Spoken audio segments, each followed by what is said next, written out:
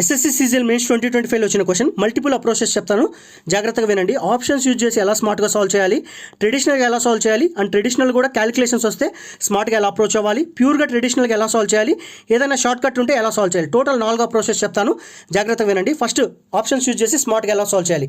Question చూడండి.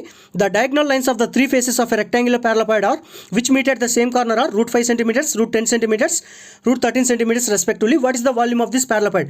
డైరెక్ట్గా మెన్సురేషన్లో last line చదివే సాల్వ్ చేయొచ్చు. అవి నేను చాలా క్వశ్చన్స్ ఎక్స్ప్లెయిన్ చేశాను, ఛానల్ చెక్ చేసుకోండి ఉంటాయి. పారలపాయిడ్ అన్నా క్యూబాయిడ్ అన్నా ఒకటే. డైరెక్ట్గా వాల్యూమ్ ఫార్ములా ఏంటిది? క్యూబాయిడ్కి length into breadth into height. So ఇచ్చిన 4 ఆప్షన్స్ కూడా లెంత్ బ్రెడ్త్ హైట్ మల్టిప్లై చేస్తే వచ్చినాయి. అన్నిటికంటే ఈజీ ఆప్షన్ ఏది ఉంది? 6 ఉంది. ఈ 6ని పట్టుకుందాం.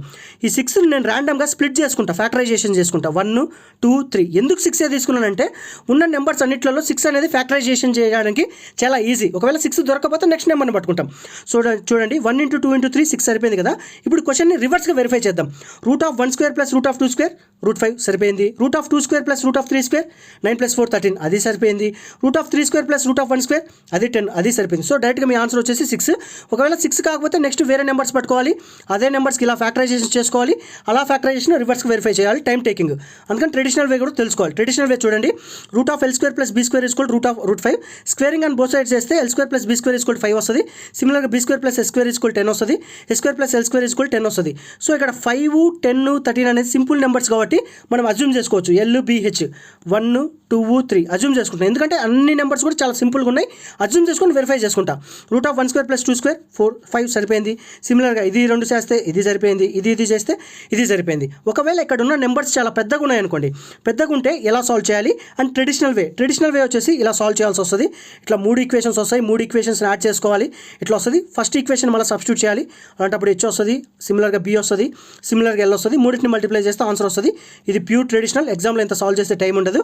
అండ్ ఇక్కడ మనం నెంబర్స్ అజ్యూమ్ చేసుకున్నాం, ఇదొక వే.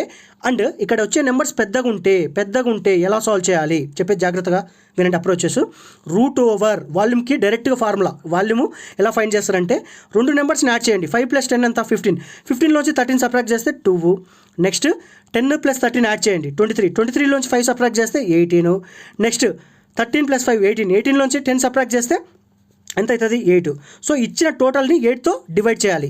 2 యాడ్ చేయాలి, 3 సబ్ట్రాక్ట్ చేయాలి, 2 యాడ్ చేయాలి, 3 సబ్ట్రాక్ట్ చేయాలి, 2 యాడ్ చేయాలి, 3 సబ్ట్రాక్ట్ చేయాలి. అలా సబ్ట్రాక్ట్ చేసిన ఈ మొత్తాన్ని మల్టిప్లై చేసి టోటల్ని 8తో డివైడ్ చేయాలి. సో ఇప్పుడు చూడండి 8 కట్ అయితే √36. √36 అంటే డైరెక్ట్గా 6. ఇది షార్ట్ కట్ వే. టోటల్గా మీరు ఆప్షన్స్ యూజ్ చేయొచ్చు, ట్రెడిషనల్గా యూజ్ చేయొచ్చు, ట్రెడిషనల్గా స్మార్ట్ వేగా సాల్వ్ చేయొచ్చు, కంప్లీట్ షార్ట్ కట్ కూడా సాల్వ్ చేయొచ్చు.